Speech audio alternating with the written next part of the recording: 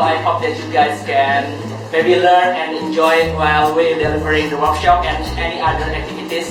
And I do encourage you guys to use English during this activity and be active and proactive also. Thank you.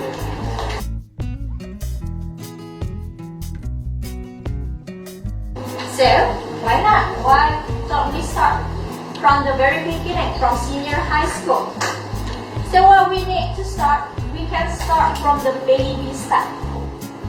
So let's go to the next question.